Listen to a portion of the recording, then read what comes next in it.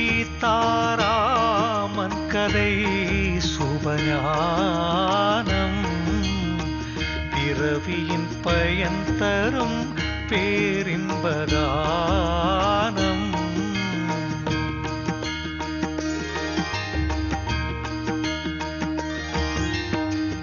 அருளுடன் பொருள் தரும் ஆனந்த கீதம் அதிர்வேன ஓங்கிய ஸ்ரீ விஷ்ணு பாதம்.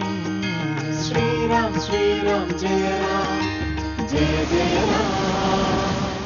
गुरुर्देवो महेश्वरा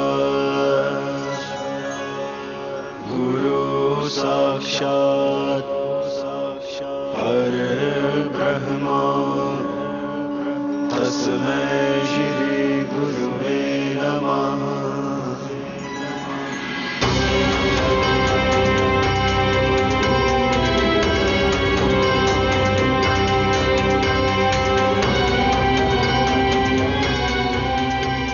பிரம்மதேவரே, ஸ்ரீராமரை ஆசீர்வதியுங்கள். அவர் தம் லட்சியங்களில் வெற்றி பெற அருள் புரியுங்கள். என்னை அழிக்கும் வரத்தை இன்னொருவருக்கு நிச்சயம் பிரம்மதேவர் அளிக்க மாட்டார்.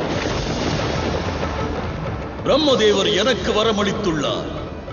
இனி அவரே நினைத்தாலும் என்னை அழிக்க இயலாது. அப்படி இருக்க என்னை அழிக்க ஒருவனா? உன்னை அழிக்க பிறந்த ஒருவருக்கு உலகின் ஆசீர்வாதங்களும் இருக்கிறது ராவணா. காலத்தை அடக்கியாடும் காரணம் என் கோபத்தை கண்டு கலங்கி என் காலில் விழுந்த கதை அறியாயா? பிரம்மதேவர் எனக்களித்த வரத்தினார் அண்டமே நடுநடுங்கும் யமதேவன் என்னை கண்டு நடுங்கிய நாள் ஒன்று நேர்ந்தது.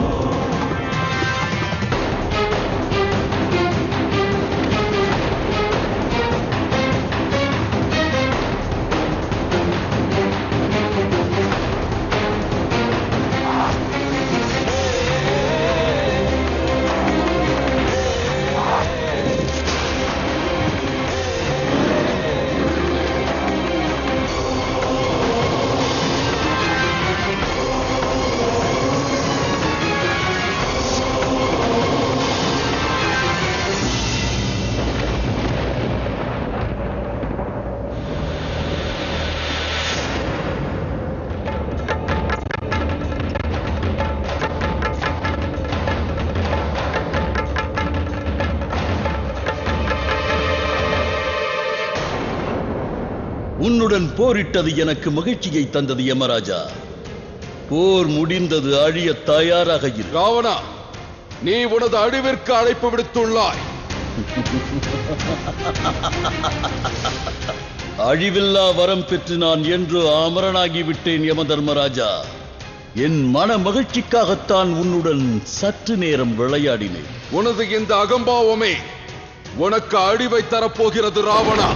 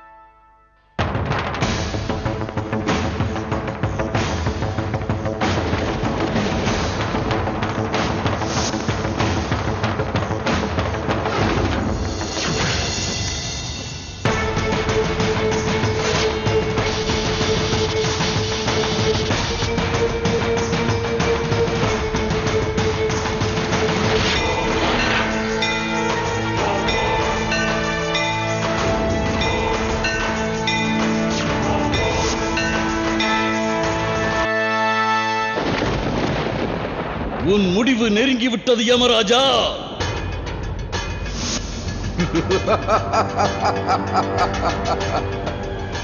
மரணத்தை அளிக்கும் பதவி என்னுடையது ராவணா.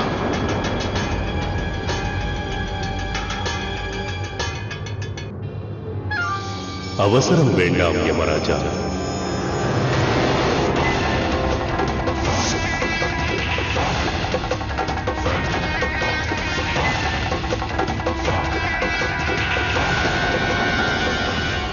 உனது பாசக்கயிற்றை ராவணன் மீது பிரயோகிக்காதே. ஏனெனில் நான் அவனுக்கு வரமளித்துள்ளேன். ஆகையால் தேவர்களால் அவன் உயிருக்கு எதுவும் நேராது. நீ இந்த பாசக்கயிற்றை ராவணன் மீது பிரயோகித்தால் நான் உனக்கு அளித்த வரம் பொய்யாகிவிடும் யமதர்மா. ஆனால் பிரம்மதேவா, இந்த பாசக்கயிற்றை நீங்கள் தான் எனக்கு வரமாக அளித்தீர்கள். உண்மைதான் யமதர்மா. ஆனால் அதைக் கொண்டு ராவணனை உன்னால் அழிக்க முடியாது. ராவணன் இறந்துவிட்டால் நான் அவனுக்கு அளித்த வரம் பொய்யாகிவிடும். பாசக்கயிற்றால் ராவணன் இறக்கவில்லை என்றால் நான் உனக்கு அளித்த வரம் பொய்யாகிவிடும். ஆகையால் நான் உங்களிடம் கூறுவது என்னவென்றால், உங்கள் கோபத்தை கட்டுப்பாட்டில் வையுங்கள். நான் அளித்த வரத்தை சரிவர பிரயோகியுங்கள். அதுவே உங்களுக்கு நல்லது.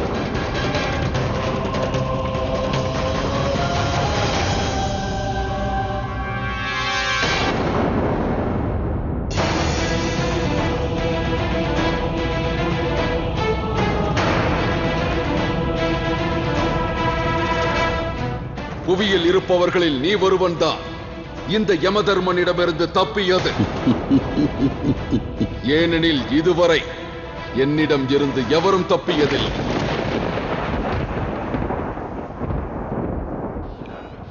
இப்பொழுது புரிகிறதா சனி? என் மரணத்தை தடுப்பதற்காக பிரம்மதேவரே யமலோகம் வர வேண்டியிருந்தது. அப்படி இருக்கையில் என்னை விநாசனம் செய்ய ஒருவன் பிறந்திருக்கிறான் என்கிறாயா?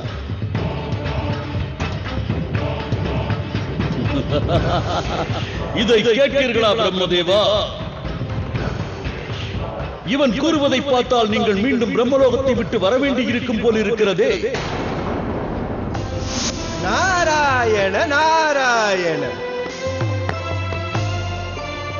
வணங்குகிறேன் தந்தையே. வணங்குகிறேன் பிரம்மதேவா. தந்தையே, உங்கள் முகத்தில் இந்த கலக்கம் எனக்கு குழப்பமாக உள்ளது. அதற்கு என்ன காரணம் என்று அறியலாமா? படைப்பின் நாயகனான பரமபிதா பிரஜாபதி பிரம்மதேவர் இவ்வாறு கவலையுடன் காண்பது ஏன்? தந்தையே, அசுர அரசனான ராவணனை வதம் செய்வதற்காக புனித பயணத்தை ஸ்ரீராமர் அங்கு துவங்கிவிட்டார். திரிவேணி சங்கமத்தில் உங்களை எண்ணி அவர் பிரார்த்தனை செய்கிறார்.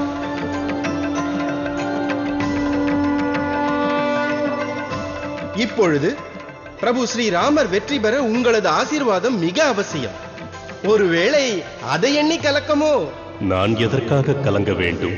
அதைத்தானே நான் அறிய வேண்டும்.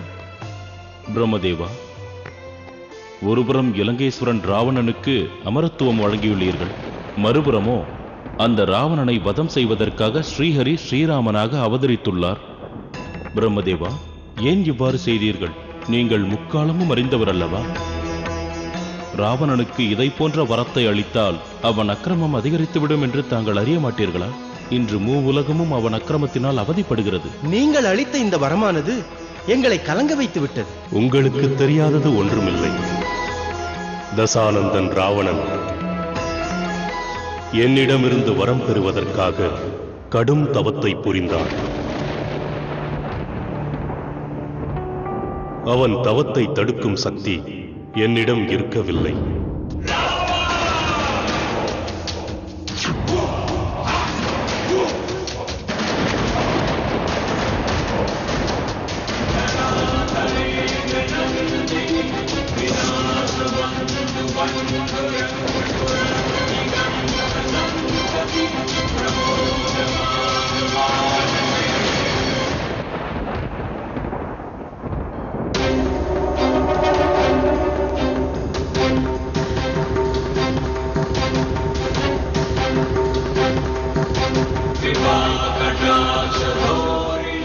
என்னை மகிழ்விப்பதற்காக ராவணன் பல வருடங்கள் கடும் தவம் புரிந்தான். அது மட்டுமல்லாமல் தன்னையே பலி கொடுக்க துணிந்து 9 முறை தன் சிரத்தை கொய்தான். அவ்வாறு செய்ததன் மூலம் அவன் கொடிய அசுரன் மட்டுமல்ல, கடும் தபஸ்வி என்பதையும் நிரூபித்தான்.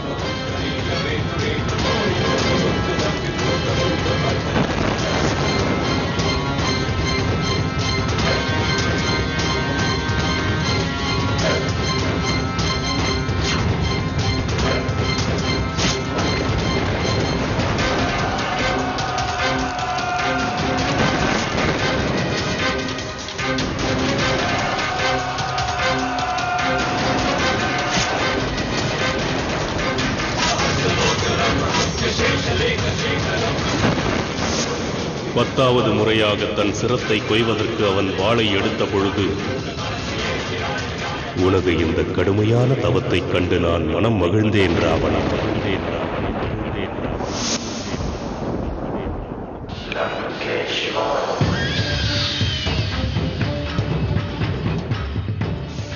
உனக்கு என்ன வரம் வேண்டும் கேள்.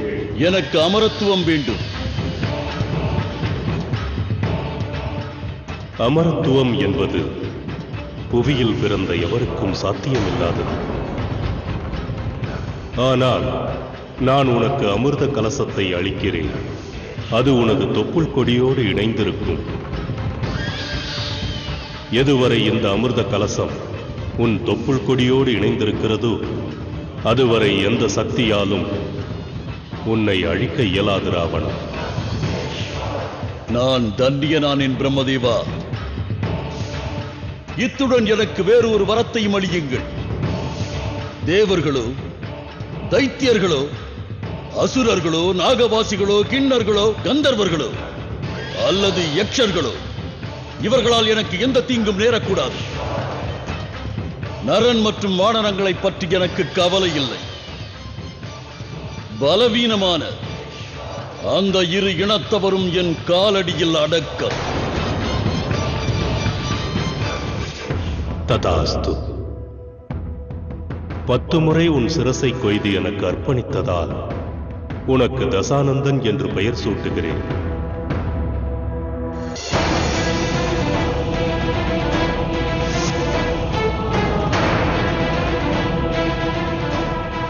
தேவேந்திரா, இலங்கேஸ்வரனுக்கு நான் வரமளிக்க வேண்டிய கட்டாயம்.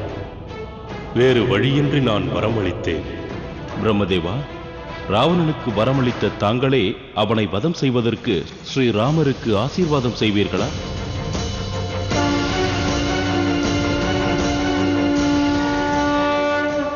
பிரம்மதேவா, என்னை ஆசீர்வதியுங்கள். பிரபு ஸ்ரீராமருக்கு ஆசீர்வாதம் அளித்து ராவணனுக்கு நீங்கள் அளித்த வரத்தை பொய்யாக்கப் போகிறீர்களா? பிரம்மதேவா, லோக கல்யாணத்திற்காக பிரபு ஸ்ரீராமருக்கு நீங்கள் ஆசீர்வாதம் அளிக்க வேண்டும்.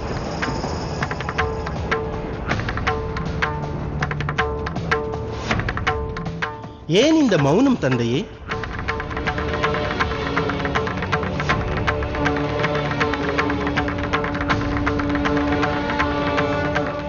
பிரம்மதேவா, என்னை ஆசீர்வதியுங்கள்.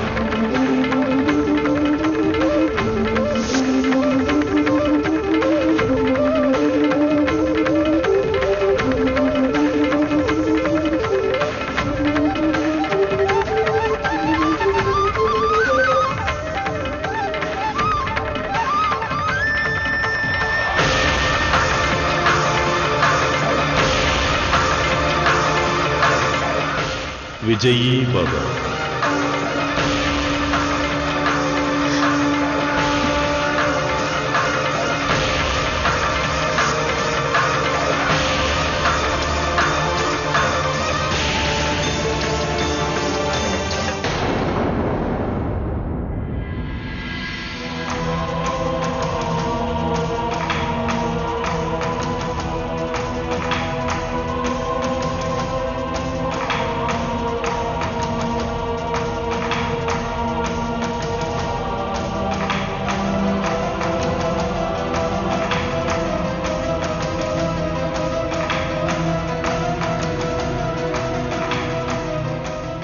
ரதத்தை நிறுத்து.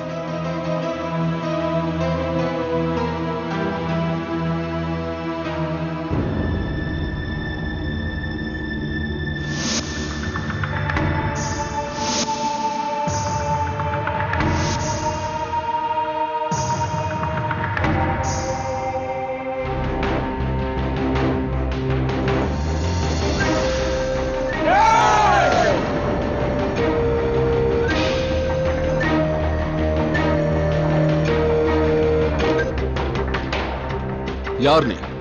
ராமரை எதற்கு தேடுகிறாய்? நான் தசரத மைந்தன் பரதன். நீதான் பரதனா? இங்கு எதற்காக வந்துள்ளாய்? நான் அண்ணன் ஸ்ரீராமரை அயோத்திக்கு அழைத்துச் செல்ல வந்திருக்கிறேன். இந்த படையுடனா? நீ யுத்தம் செய்ய விரும்பினால் முதலில் என்னுடன் யுத்தம் செய்.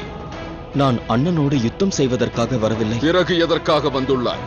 உன்னால் தான் எனது ஸ்ரீராமர் இன்று வனத்தில் வசிக்கிறார். அவர் அனுபவிக்கும் இந்த துயரம் உனது தாய்க்கும் உனக்கும் திருப்தி அளிக்கவில்லையா என்று அவர் உயிரை... மன்னா, நீ இவரை தவறாக புரிந்து கொண்டிருக்கிறாய். இவர் இளவரசர் பரதர், ஸ்ரீராமரின் சேவகன்.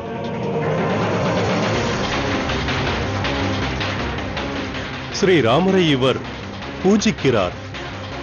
ஸ்ரீராமருக்காக இவர் தன் உயிரையும் தியாகம் செய்வார்.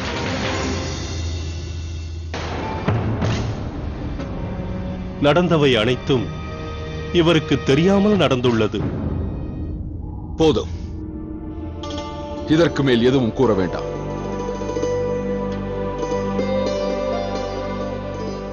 எனக்கு தயை கூர்ந்து உதவுங்கள். எனது அண்ணன் ராமர் எங்கு இருக்கிறார்? மகரிஷி, தயை கூர்ந்து தாங்கள் எங்களுக்கு சரியான வழியை காட்டுங்கள். நாங்கள் இங்கிருந்து எத்திசைக்கு செல்ல வேண்டும். சித்திரக்கூடத்தை நோக்கி செல்லுங்கள்.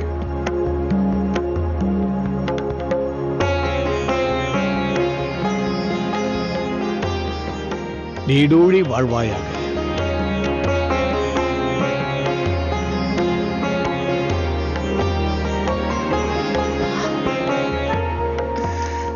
தீர்க்க சுமங்கலியாக இரு மகளே. இனிதான் உனக்கு சோதனை காலம் ஆரம்பிக்கப் போகிறது.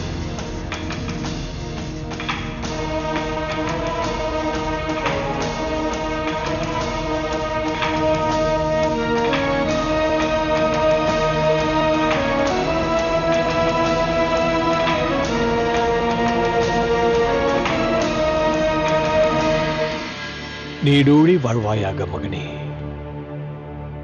ஜனகநந்தினியை கவனமாக பார்த்துக் கொள்ளுங்கள்.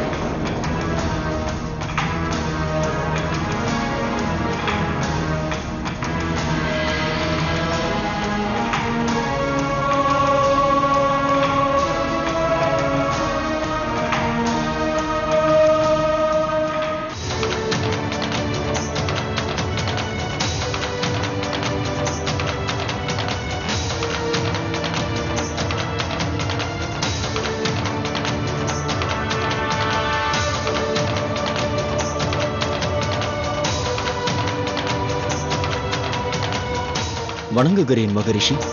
ஆயுஷ்மான் பவ.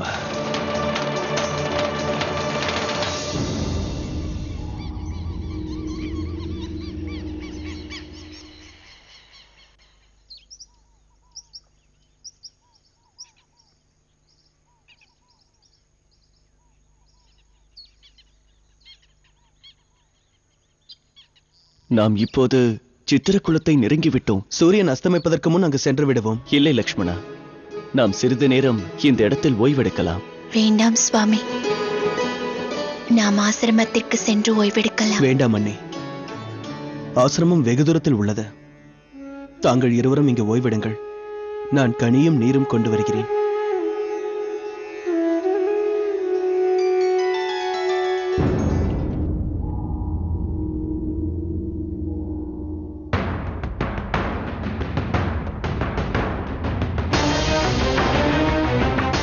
இளவரசே, இளவரசே, உங்களது சகோதரர் இளவரசர் பரதர் தன் படையை அழைத்துக் கொண்டு ஸ்ரீராமரை தாக்க வந்து கொண்டிருக்கிறார். உடனே ஏதேனும் செய்யுங்கள்.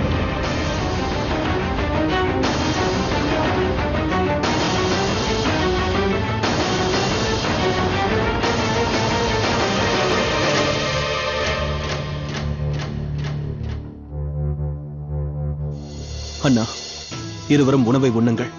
ஆசிரமத்தின் தூரத்தை பார்த்துவிட்டு வருகிறேன். லக்ஷ்மணா, ஏதேனும் பிரச்சனையா?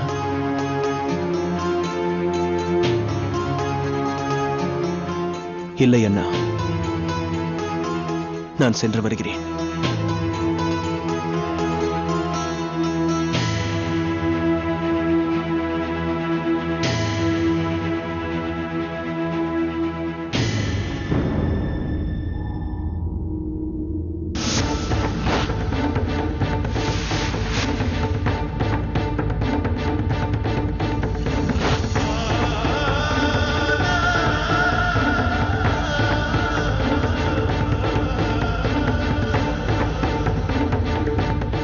என்னுடைய முதல் வரம் என்னவென்றால் எனது மகன் பரதனுக்கு அயோத்தியின் ராஜ சிம்மாசனம் கிடைக்க வேண்டும்.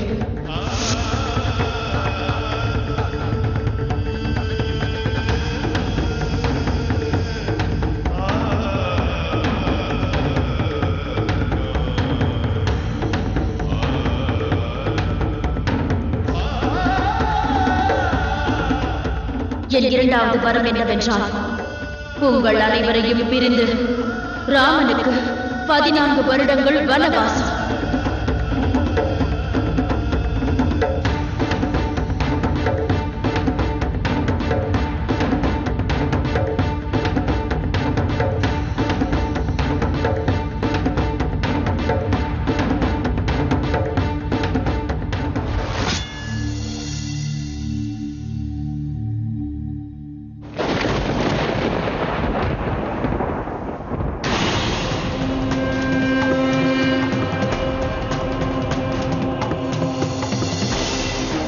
லக்ஷ்மணா,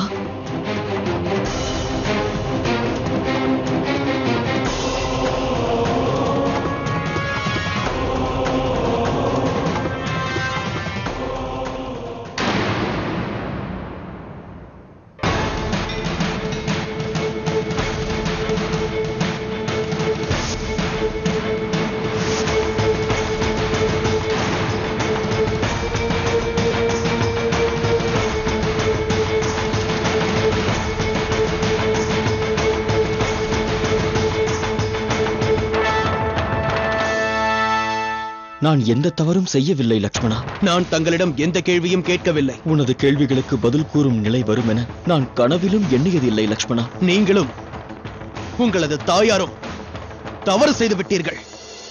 அந்த தவறுக்கு தண்டனை மட்டுமே தவிர மன்னிப்பு என்ற பேச்சுக்கே இடமில்லை. என் வார்த்தையை நம்பு லக்ஷ்மணா.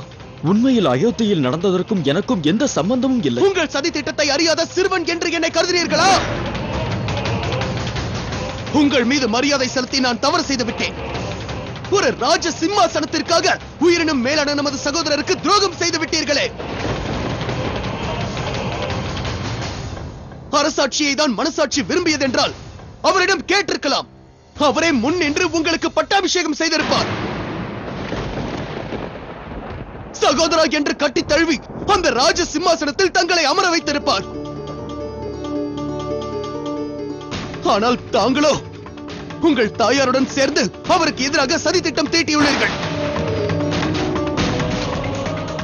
எந்த இளவரசனும் இளவரசியும் தனது வாழ்நாளில் ஒரு நொடி கூட தரையில் கால்படாமல் நடந்தார்களோ அவர்கள் கல்லிலும் முள்ளிலும் நடக்கிறார்கள். அதற்கு யார் காரணம்? ராஜபோக உணவை உண்டவர்கள் இன்று காய்கனியை உண்டு வாழ்கிறார்கள். இதற்கெல்லாம் யார் காரணம்? லக்ஷ்மணா, போதும், நிறுத்துங்கள். அயோத்தியின் மன்னா பரதா, மரியாதையாக உன் அயோத்திக்கே திரும்பி சென்றுவிட.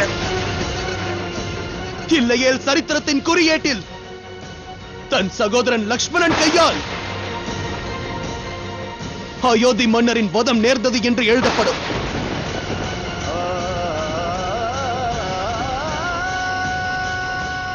என் உயிரை தியாகம் செய்வதால் என் அண்ணன் ராமர் மீது நான் வைத்திருக்கும் அன்பு நிரூபணமாகும் என்றால், என் களங்கம் தீரும் என்றால் நான் ஏற்றுக்கொள்கிறேன். தொடுகணையை உன் பானம் என் இதயத்தை துளைக்கட்டும்.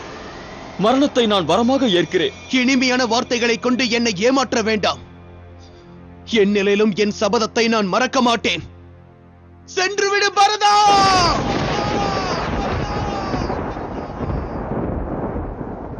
வேண்டாம் லக்ஷ்மணா!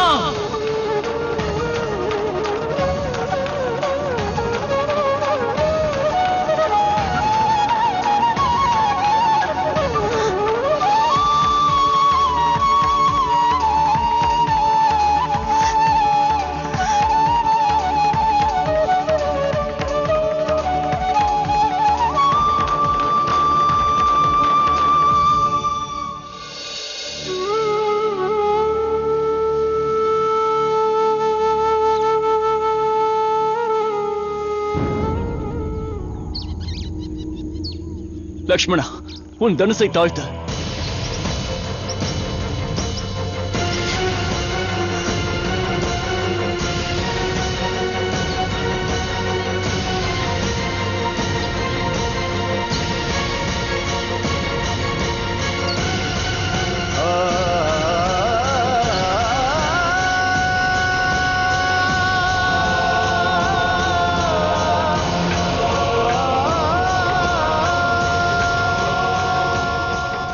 அண்ணா, என்னை மன்னித்து விடுங்கள் அண்ணா, என்னை மன்னித்து விடுங்கள். வரதா,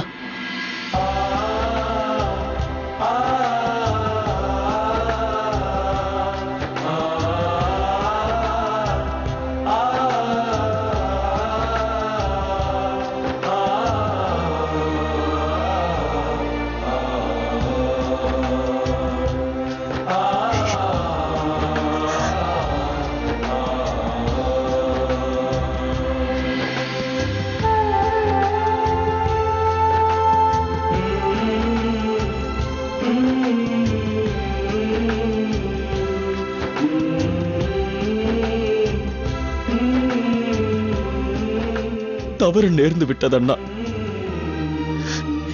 எனது தாய் செய்த தவறிற்காக அடியேன் பரதன் உங்களிடம் மன்னிப்பு கோருகிறேன், மன்னித்து விடுங்கள். அண்ணா, இவரது இனிமையான பேச்சை நம்பாதீர்கள். அண்ணா, லக்ஷ்மணன் என்னை தவறாக புரிந்து கொண்டிருக்கிறார். நான் இப்பொழுது என் அண்ணன் அயோத்தியின் மன்னன் ஸ்ரீராமரை காண வந்தேன். உங்களை என்னோடு அழைத்துச் செல்ல வந்துள்ளேன். அப்படியா? திடீரென இந்த பாசம் எங்கிருந்து வந்தது? அல்லது உங்கள் தாயார் வேற ஏதேனும் சதி திட்டம் தீட்டியுள்ளாரா? மரியாதையுடன் கூறுகிறேன், இச்சணமே அயோத்திக்கு சென்று விடுங்கள்.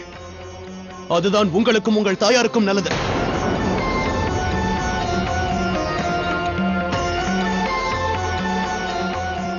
இல்லையேல் இந்த இடத்திலேயே உங்களை வதம் செய்து விடு. லக்ஷ்மணா,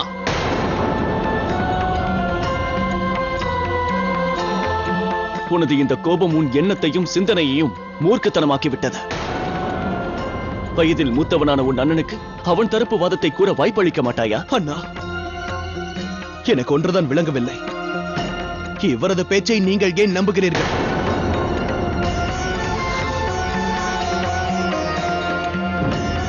நீ வா வரதா. முதலில் ஏதேனும் உண்டு, பிறகு அனைத்தையும் பேசுவோம். லக்ஷ்மணன் கூறியதை பெரிதுபடுத்தாதே. சரி அண்ணா. வா லக்ஷ்மணா. என்னை மன்னித்து விடுங்கள் அண்ணா. அவர் இருக்கும் இடத்திற்கு எனக்கு வர விருப்பமில்லை. லக்ஷ்மணா,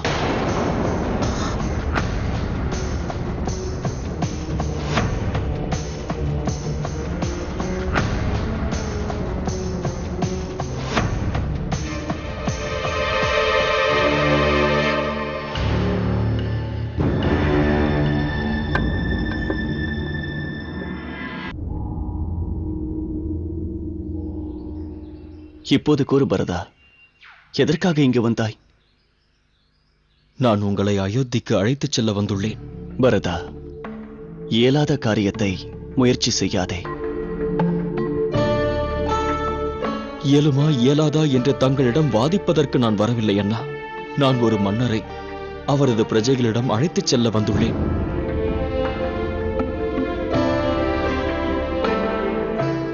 ஒரு மகனை அவனது தாயிடம் அழைத்துச் செல்ல வந்துள்ளேன். ஒரு சகோதரனை தனது இல்லத்திற்கு அழைத்துச் செல்ல வந்துள்ளேன் அண்ணா.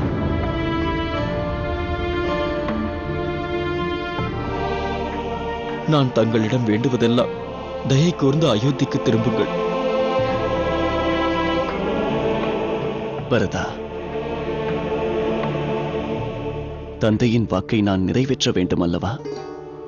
அந்த வரத்தை பற்றி தாங்கள் பேச வேண்டாம். அந்த வரத்தை கேட்டவர்கள் பெண் உருவத்தில் இருக்கும் பேய். இல்லை பரதா, மாதாவை இவ்வாறெல்லாம் தூற்றக்கூடாது. அது பாவம். தாங்களா அவ்வாறு கூறுகிறீர்கள்? அவர்களை தூற்றக்கூடாதா? அவர்கள் அந்த ராஜ சிம்மாசனத்திற்காக உங்களை வனவாசத்திற்கு அனுப்பினார்கள். இல்லை அண்ணா,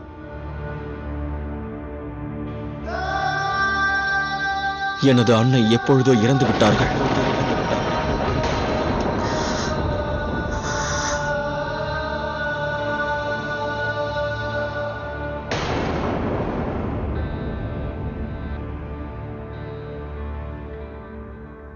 பரதா,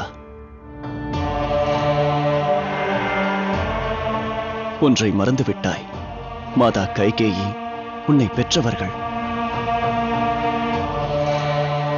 உன்னதமான தாய் தனது பெரிய மகனான ராமனை வனவாசத்திற்கு அனுப்பினார்கள் என்றால் அதற்கு பின்னால் நிச்சயம் ஏதேனும் முக்கிய காரணம் இருக்கும்.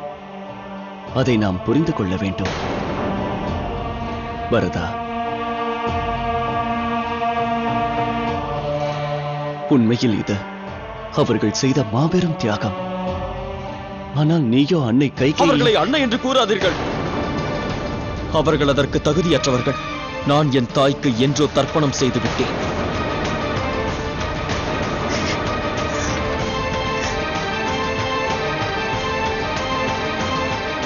இனி எனக்கும் அவர்களுக்கும் எந்த சம்பந்தமும் இல்லை.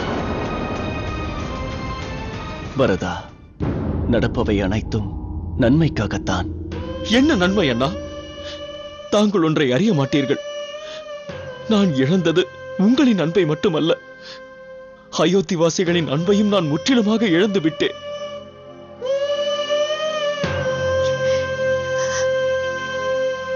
அதைவிட வருத்தத்திற்குரிய விஷயம் என்னவென்றால், என் சகோதரர் எனது லக்ஷ்மணன் என்னை இன்று சத்ருவாக பார்க்கிறார். நீங்கள் கண்டீர்கள் அல்லவா? லக்ஷ்மணன் என்னை வதம் செய்யவும் துணிந்து விட்டார். எந்த லக்ஷ்மணன் என்னை பேரன்புடன் அண்ணாவென்று அழைத்தானோ, எந்த லக்ஷ்மணன் மாபெரும் கஷ்டங்களில் இருந்து என்னை காத்து வந்தானோ, அவன் இன்று என்னை கொல்வதற்கு வில்லேந்தி நிற்கிறார். என்னை மன்னியுங்கள் அண்ணா, மன்னியுங்கள். நான் தவறு செய்துவிட்டேன்.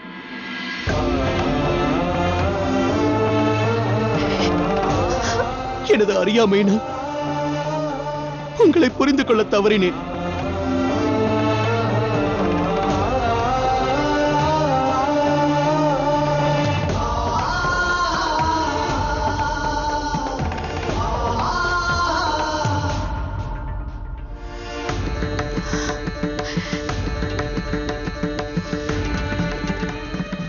நீ மன்னிப்பு கூற வேண்டிய அவசியம் இல்லை லக்ஷ்மணா.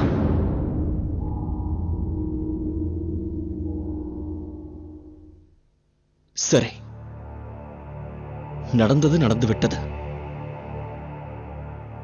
இப்பொழுது நீங்கள் அனைவரும் என்னோடு அயோத்திக்கு திரும்புங்கள். நடந்த சம்பவங்கள் அனைத்தையும் ஒரு தீய சொப்னமாக நினைத்து மறந்து விடுங்கள். நீ எண்ணுவது நடக்காது பரதா.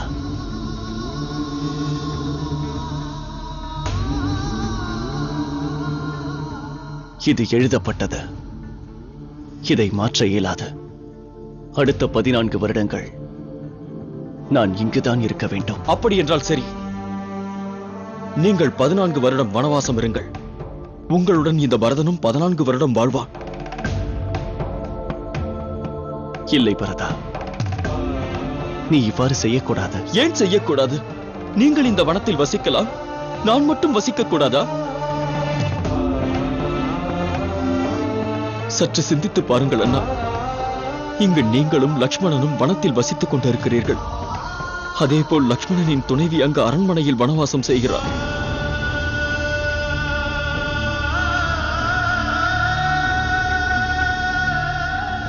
இவர்கள் இருவரும் பிரிந்திருக்க வேண்டிய அவசியம் என்னன்னா? ஒருவேளை லக்ஷ்மணன் உங்களோடு இருந்து ஒரு சகோதரனின் கடமையை செய்யலாம் என்றால், ராஜ வாழ்க்கையை வாழ்ந்து வந்த அன்னியார் உங்களுடன் இங்கு வாழ்ந்து தனது பத்தினி தர்மத்தை நிறைவேற்றலாம் என்றால், நான் மட்டும் ஏன் தங்களோடு வாழ தகுதி இல்லாதவன் ஆகிவிட்டேன் அண்ணா?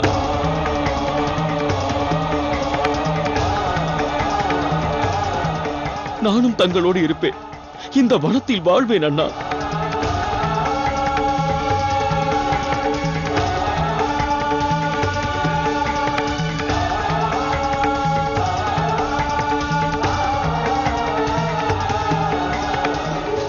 சூரியன் அஸ்தமிக்கப் போகிறது பரதா. அதனால் நீ சென்று ஓய்விட. இதை பற்றின தீர்மானத்தை நாளை உதயம் எடுக்கலாம்.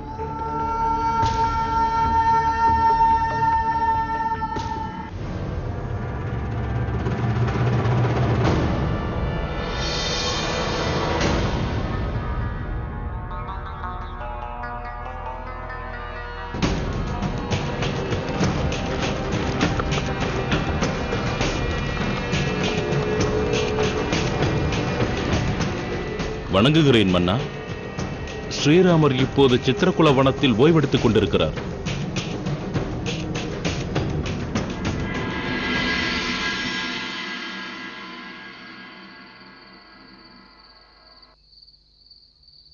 அண்ணா, நள்ளிரவு ஆகிவிட்டது. தாங்கள் இங்கு தனியே அமர்ந்து என்ன செய்கிறீர்கள்? வாருங்கள், சற்று ஓய்விடுங்கள். தங்களுக்கு என்னவாயிற்று? முகத்தில் ஏன் இந்த வாட்டம்?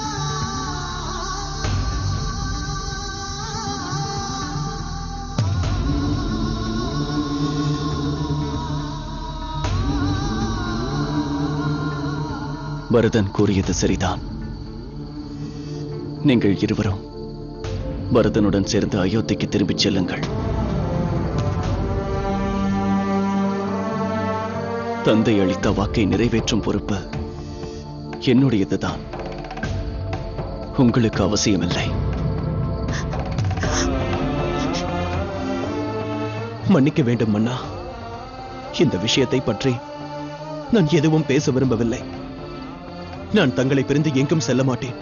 ஆனால் லக்ஷ்மணா, சீதை எதற்காக அவதிப்பட வேண்டும்? சீதையின் இந்த நிலையைக் கண்டு என் மனம் மிகவும் வருந்துகிறது.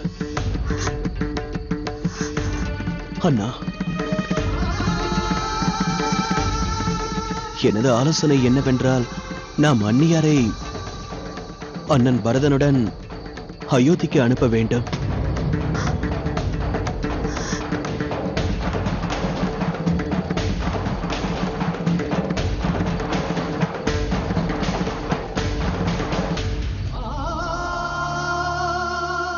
சீதா, இந்த வனவாசம் உனக்கு ஏற்றதல்ல.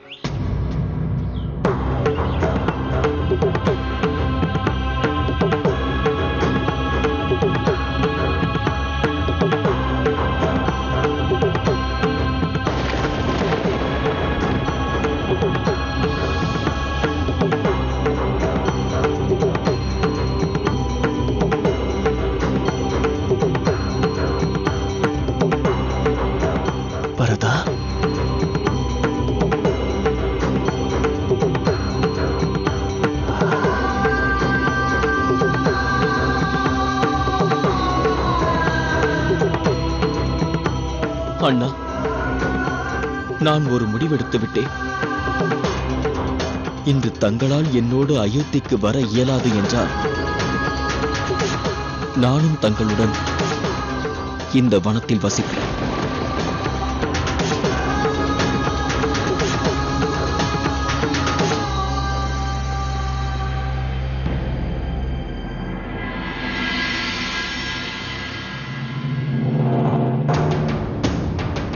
பரதண்ணா,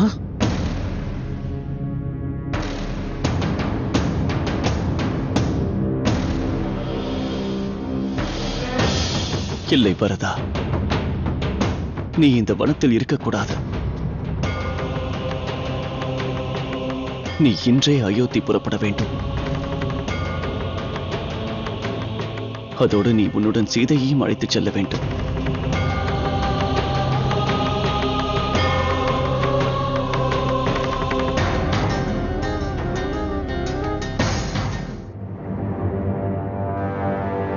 ஆனால் அண்ணா, அண்ணி எங்க இருக்கிறார்கள்?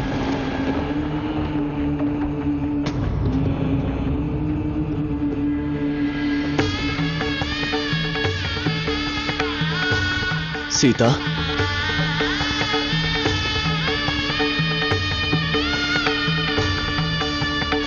சீதா,